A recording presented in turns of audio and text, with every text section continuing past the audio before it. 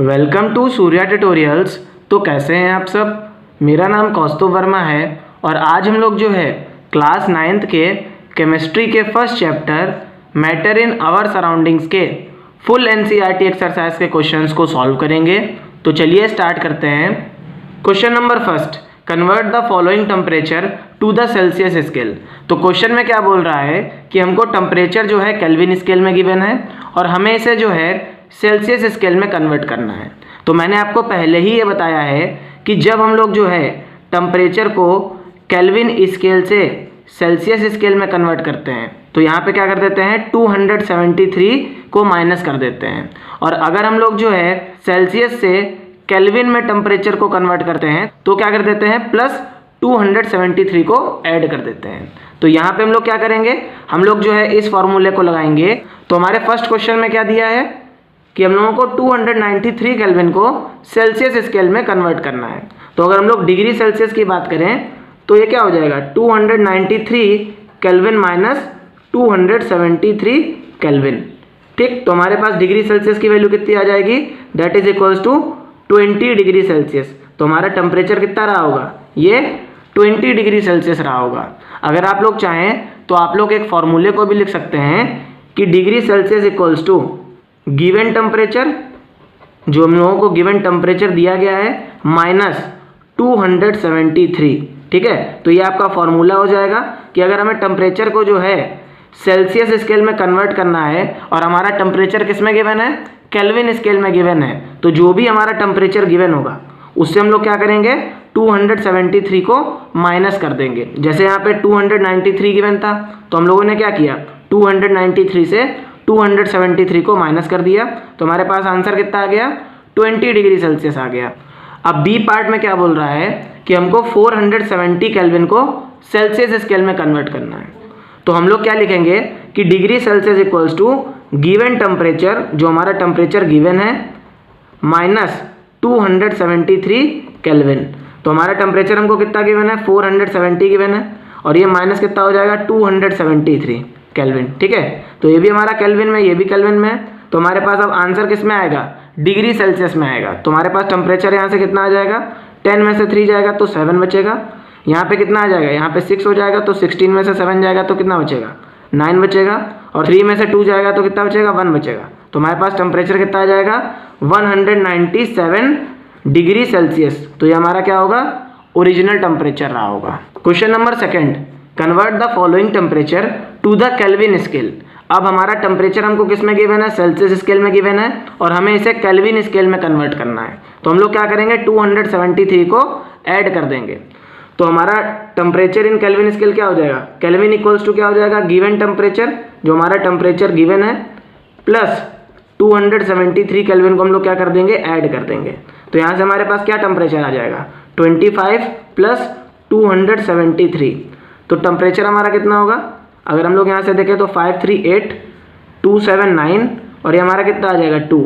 तो हमारे पास टेम्परेचर आएगा केल्विन स्केल में 298 केल्विन, और यही आपका क्या हो जाएगा आंसर हो जाएगा। सेकेंड पार्ट में क्या बोल रहा है कि हमको 373 डिग्री सेल्सियस को किस में कन्वर्ट करना है, केल्विन स्केल में कन्वर्ट करना है। तो हम लोग अगर यहाँ से देखें तो अगेन हम लोग क्या करेंगे, जो भी हमारा टेम्परेचर हम लोगों को केल्विन स्केल में लाना है तो हम लोग क्या करेंगे गिवन टेम्परेचर में 273 केल्विन को ऐड कर देंगे।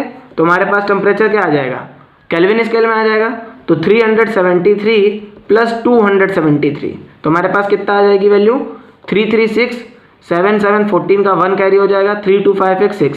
तो हमारे पास टेम्परेचर आ जाएगा 646 केल्विन, और यही आपका क्या हो जाएगा आंसर हो जाएगा। Question number third, give reasons for the following observations. तो क्वेश्चन में क्या बोल रहा है कि हमको यहाँ पे रीजंस देने हैं कुछ पर्टिकुलर ऑब्जर्वेशंस के। तो फर्स्ट पार्ट में बोल रहा है naphthalene balls disappears with time without leaving any solid. तो क्वेश्चन में ये बोल रहा है कि जो हमारी नेप्थलीन बॉल्स होती हैं वो कुछ टाइम पीरियड के बाद क्या हो जाती हैं, वो डिसअपियर हो जाती हैं, मीन्स वो गैस में कन्वर्ट हो जाती हैं और कोई भी सॉलिड को अपने पीछे छोड़ती नहीं है। तो अगर हम लोग इसके आंसर को देखें तो this is because naphthalene balls shows the property of sublimation. अब जो हमारी नेप्थलीन बॉल्स होती हैं ये किस प्रॉपर्टी को शो करती हैं, ये सब्लाइमेशन नेचर को शो करती हैं। और हम लोगों ने जब सब्लाइमेशन पढ़ा था तो वहाँ पे ये देखा था कि सब्लिमेशन एक हमारे मैटर की ऐसी प्रॉपर्टी होती है जिसमें जैसे ही हम अपने सॉलिड को थोड़ी सी भी हीट प्रोवाइड करते हैं तो वो किस में कन्वर्ट हो जाता है, गैस में कन्वर्ट हो जाता है। तो सेम प्रोसेस क्या हो रही है यहाँ पे नेप्थलीन बॉल के साथ हो रही है। जैसे ही हम लोगों ने जो है नेप्थलीन बॉल को थोड़ी सी भी हीट प्रोवाइड कराई, क्योंकि ये क्या है, एक सब्लिमेशन प्रॉपर्टी को शो कर रहा है, तो ये क्या हो जाएगा, ये गैस में कन्वर्ट हो जाएगा और अपने पीछे कोई भी सॉलिड का जो है मास लीव नहीं करेगा। अब यहाँ से हम लोग जो है अपने नेक्स्ट पार्ट को देख लेते हैं। तो क्वेश्चन में क्या बोल रहा है, we can get the smell of perfume sitting several meters away. तो क्वेश्चन में ये बोल रहा है कि जो हमारे परफ्यूम की स्मेल होती है हम उसको बहुत दूर से जो है महसूस कर लेते हैं, फील कर लेते हैं। तो आखिर ऐसा क्यों होता है हमको बता दो। तो अगर हम लोग इसके आंसर की बात करें तो perfume is a volatile substance. अब याद करिए मैंने आपको पढ़ाया था कि वोलेटाइल सब्सटेंस क्या होते हैं। तो परफ्यूम जनरली हमारा क्या होता है, वोलेटाइल सब्सटेंस होता है, मीन्स ये बहुत जल्दी एवोपोरेट हो जाता है, ठीक है। जिसकी वजह से क्या होता है कि जो हमारा परफ्यूम होता है पहले तो ये लिक्विड होता है, लेकिन जैसे ही हम लोग जो है इसको नेचर में छोड़ते हैं तो क्या होता है, ये डायरेक्टली गैसेस में कन्वर्ट हो जाता है। और जब ये गैसेस में कन्वर्ट हो जाता है तो क्या होता है, नाउ ड्यू टू डिफ्यूज़न, अब क्या होता है कि डिफ्यूज़न की वजह से जो हमारे गैस के पार्टिकल्स होते हैं और जो हमारे परफ्यूम के गैस के पार्टिकल्स होते हैं ये क्या कर जाते हैं, एक दूसरे के साथ मिक्स कर जाते हैं। और इनके मिक्स करने की वजह से क्या होता है कि हम लोग बहुत दूर से भी जो है जो हमारे परफ्यूम की स्मेल होती है उसको फील कर सकते हैं। क्वेश्चन नंबर 4 में क्या बोल रहा है, arrange the following substance in increasing order of forces of attraction between the particles. तो क्वेश्चन में क्या है, हम लोगों को कुछ पार्टिकल्स दे दिए गए हैं और हमें जो है उनके increasing order of force of attraction के बेसिस पे उनको अरेंज करना है। तो जब हम लोगों ने चैप्टर की एक्सप्लेनेशन पढ़ी थी तो वहाँ पे हम लोगों ने देखा था कि सबसे ज़्यादा फोर्स ऑफ अट्रैक्शन किसके बीच होती है, सॉलिड के बीच होती है। फिर हमारे क्या आते हैं, लिक्विड्स आते हैं, और देन हमारे क्या आते हैं, गैस आते हैं। तो यहाँ पे हमें इंक्रीजिंग ऑर्डर में अरेंज करना है। तो ऑक्सीजन हमारी क्या है, गैस है, वाटर हमारा क्या है, लिक्विड है, और शुगर हमारी क्या है, सॉलिड है। तो सबसे कम फोर्स ऑफ अट्रैक्शन किसकी होगी, गैस की होगी। तो सबसे पहले हमारा क्या आ जाएगा, ऑक्सीजन आ जाएगा, देन हमारा क्या आएगा, वाटर आएगा, क्योंकि हम लोगों को किस वे में अरेंज करना है, हम लोगों को इसको इंक्रीजिंग ऑर्डर में अरेंज करना है, ठीक। तो यहाँ पे देन हमारा क्या आ जाएगा, वाटर आ जाएगा। और सबसे ज़्यादा फोर्स ऑफ अट्रैक्शन किसकी होती है, ये सॉलिड के पार्टिकल्स की होती है। और शुगर हमारा क्या होता है, ये सॉलिड नेचर को शो करता है। Question number 5, what is the physical state of water at. तो क्वेश्चन में क्या बोल रहा है कि हमको वाटर की फिजिकल स्टेट के बारे में बताना है। सबसे पहले 25 डिग्री सेल्सियस में, फिर 0 डिग्री सेल्सियस में, और फिर 100 डिग्री सेल्सियस में। तो 25 डिग्री सेल्सियस में क्या होगा कि वाटर हमारा क्या होगा, लिक्विड नेचर को शो करेगा। और 0 डिग्री सेल्सियस में क्या होगा कि जो हमारा वाटर है ये किस में कन्वर्ट हो जाएगा, आइस में कन्वर्ट हो जाएगा, मीन्स ये सॉलिड नेचर को शो करेगा। और 100 डिग्री सेल्सियस पे क्या होगा, कुछ वाटर के पार्टिकल्स हमारे क्या हो जाते हैं, गैस में कन्वर्ट हो जाते हैं, और कुछ वाटर के पार्टिकल्स हमारे किस में रहते हैं, लिक्विड में रहते हैं। Question number 6, give 2 reasons to justify. Part A में क्या बोल रहा है, water at room temperature is liquid. तो क्वेश्चन में बोल रहा है कि हमको 2 रीजंस दे दो कि वाटर जो है हमारा ये रूम टेम्परेचर पे लिक्विड क्यों होता है। तो अगर हम लोग इसके आंसर की बात करें तो एट रूम टेम्परेचर, अब रूम टेम्परेचर में क्या होता है कि जो हमारा वाटर है ये किस फॉर्म में एग्जिस्ट करता है, लिक्विड फॉर्म में एग्जिस्ट करता है। क्योंकि उस टाइम पीरियड में क्या होता है कि जो हमारे वाटर का टेम्परेचर होता है ये 0 डिग्री सेल्सियस और 100 डिग्री सेल्सियस के बीच में लाई करता है, means between 0 degree Celsius and 100 degree celsius. तो 0 डिग्री में क्या होता है, ये फ्रीजिंग पॉइंट होता है इसका, और ये क्या होता है, इसका बॉइलिंग पॉइंट होता है। मीन्स यहाँ पे ये सॉलिड में कन्वर्ट हो जाता है और यहाँ पे ये गैस में कन्वर्ट हो जाता है। लेकिन अगर हम लोग इसके बिटवीन देते हैं इसको टेम्परेचर, तो ये किस में रहता है, लिक्विड फॉर्म में रहता है, ठीक। तो हमारे रूम का टेम्परेचर जनरली कैसा होता है, ये 0 डिग्री सेल्सियस और 100 डिग्री सेल्सियस के बीच में ही होता है। तो उस कंडीशन में क्या होता है कि जो हमारा वाटर है ये लिक्विड प्रॉपर्टीज को शो करता है। तो पहली प्रॉपर्टी क्या हो जाएगी कि it has a fixed volume. तो जो हमारा वाटर होगा इसकी वॉल्यूम कैसी होगी, फिक्स होगी। और सेकेंड प्रॉपर्टी क्या होगी कि जो हमारा वाटर है ये फ्लूडिटी नेचर को शो करेगा, मीन्स ये बड़े आसानी से फ्लो कर जाएगा। अब हम लोग जो है सेकेंड पार्ट को देखते हैं। An iron almirah is solid at room temperature. तो क्वेश्चन में क्या बोल रहा है कि अगेन हमको दो रीजन दे दो कि क्यों हमारी जो आयरन अलमीरा होती है ये रूम टेम्परेचर पे सॉलिड होती है। तो यहाँ से अब हम लोग जो है इसके आंसर को देख लेते हैं। तो एट रूम टेम्परेचर, अब रूम टेम्परेचर पे क्या होता है कि जो हमारा आयरन है ये सॉलिड प्रॉपर्टीज को इसलिए शो करता है क्योंकि जो हमारा आयरन होता है इसकी क्या होती है, एक फिक्स शेप होती है और एक डेफिनेट वॉल्यूम होता है, और ये जो है बड़े आसानी से फ्लो नहीं करता है, मीन्स ये रिजिड नेचर को शो करता है। तो इन दोनों प्रॉपर्टीज के बेसिस पे हम लोग क्या कह सकते हैं कि जो हमारा आयरन अलमीरा है ये रूम टेम्परेचर पे जो है सॉलिड नेचर को शो करता है। अब यार तुम लोगों के साथ एक इंपॉर्टेंट इन्फॉर्मेशन शेयर करना चाहता हूँ कि अभी तक की अगर तुम लोगों ने जो है एनसीईआरटी के इन टेक्स्ट क्वेश्चंस को नहीं पढ़ा है और पूरे चैप्टर की एक्सप्लेनेशन को नहीं पढ़ा है तो डिस्क्रिप्शन में मैं जो है प्लेलिस्ट की लिंक डाल दूंगा, वहां से जाकर के जो है आप लोग सारे के सारे वीडियोस को देख सकते हैं, क्योंकि बाद में आप लोगों को वीडियोस जो है मिल नहीं पाते हैं। ठीक, question number 7, why is the ice at 273 kelvin more effective in cooling than water at the same temperature. तो क्वेश्चन में क्या बोल रहा है कि जो हमारी आइस है और जो हमारा वाटर है अगर इन दोनों को हम लोग जो है 273 केल्विन टेम्परेचर प्रोवाइड करें तो उस कंडीशन में भी क्या होता है कि जो हमारी आइस होती है ये ज़्यादा कूलिंग नेचर को शो करती है। तो हमको ये बता दो कि आखिर जो आइस है ये क्यों ज़्यादा कूलिंग नेचर को शो कर रही है, क्योंकि टेम्परेचर तो भाई हम लोगों ने दोनों में सेम ही दिया है। आइस को भी हम लोग 273 केल्विन दे रहे हैं और वाटर को भी हम लोग 273 केल्विन दे रहे हैं। तो अगर हम लोग इसके आंसर की बात करें तो both ice and water are at the same temperature. ठीक है, देखो आइस और वाटर दोनों ही सेम टेम्परेचर पे हैं, लेकिन अगर हम लोग बात करें, जब मैंने आपको लेटेंट हीट पढ़ाया था तो मैंने क्या बताया था कि 0 डिग्री सेल्सियस पे जो हमारा वाटर है ये क्या रहता है, ये सॉलिड फॉर्म में रहता है, मीन्स ये आइस की फॉर्म में रहता है। और 0 डिग्री सेल्सियस पे हम लोग जैसे जैसे इसको हीट एनर्जी प्रोवाइड करते हैं, जैसे जैसे हम लोग इसको हीट एनर्जी प्रोवाइड करते हैं तो ये किस में कन्वर्ट होता है, ये हमारे लिक्विड की फॉर्म में कन्वर्ट होता है।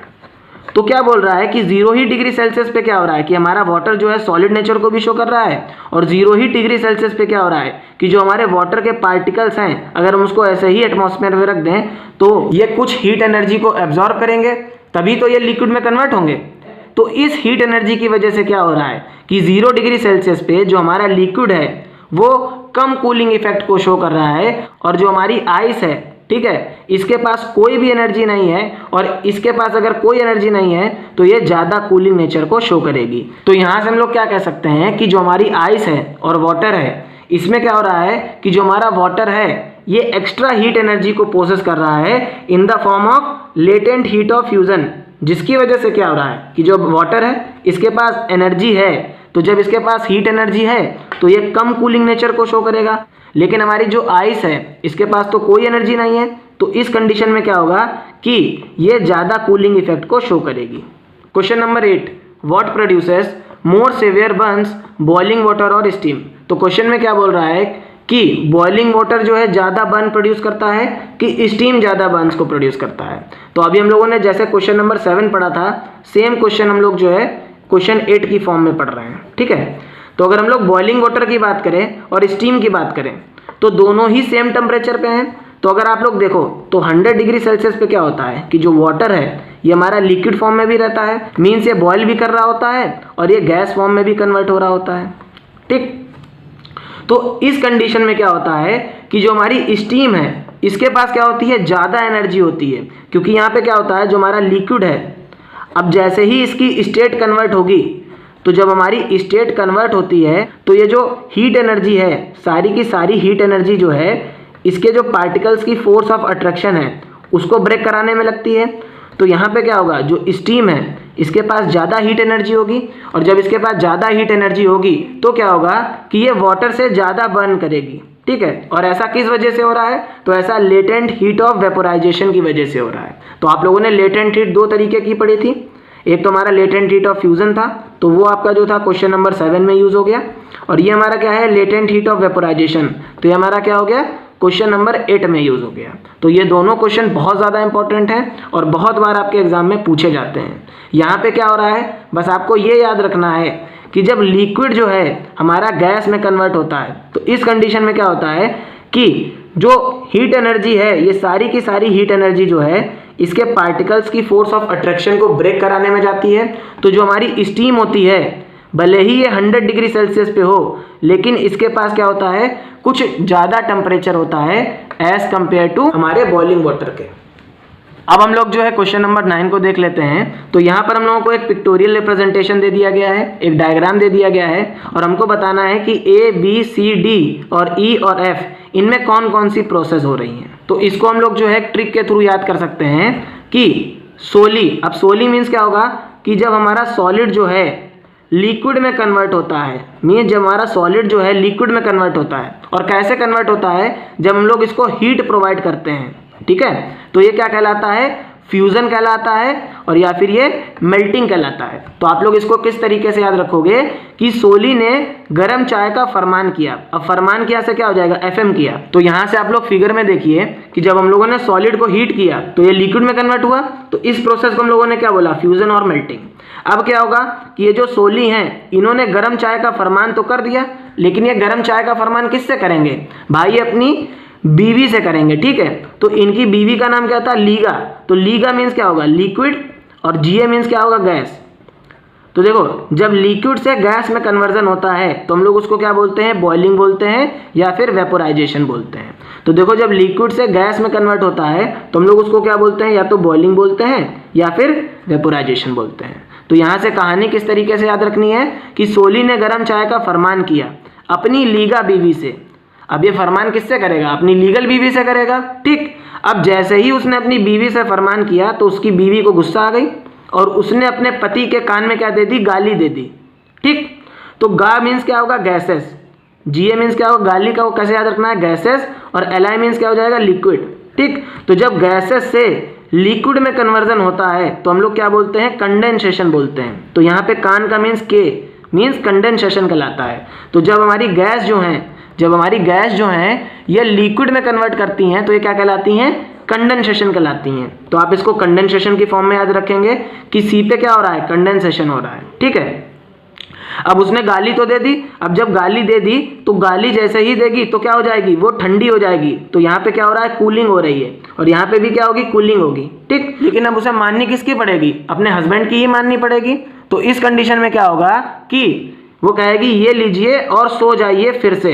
तो ली फॉर क्या हो जाएगा, लिक्विड, और सो फॉर क्या हो जाएगा, सॉलिड। तो जब हमारा लिक्विड से सॉलिड में कन्वर्जन होता है तो वो क्या कहलाता है, फ्रीजिंग कहलाता है, ठीक है।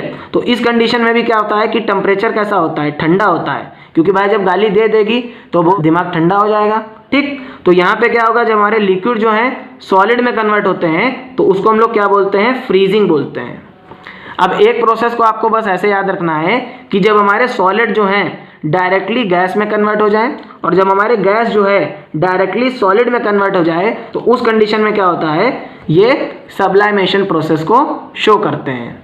तो इस तरीके से हम लोगों ने जो है सारे के सारे NCERT एक्सरसाइज के क्वेश्चंस को पढ़ लिया। अगर आप लोगों को ये वीडियो अच्छा लगा हो तो प्लीज़ चैनल को सब्सक्राइब करिएगा, वीडियो को शेयर करिएगा, और कमेंट करके बताइएगा कि आप लोगों को ये जो ट्रिक है या ये जो स्टोरी मैंने बनाई है ये आपको कैसी लगी। और साथ ही डिस्क्रिप्शन में मैं जो है इस चैप्टर की प्लेलिस्ट डाल दूंगा, और आज के जो लेक्चर के नोट्स हैं, मीन्स जो क्वेश्चन आंसर्स के नोट्स हैं, ये भी मैं वहाँ पे प्रोवाइड कर दूंगा। तो वहाँ से आप लोग जो है PDF को भी डाउनलोड कर सकते हैं, और अगर आप लोगों ने वीडियोज़ को नहीं देखा है तो आप उनको भी देख सकते हैं। Thank you so much.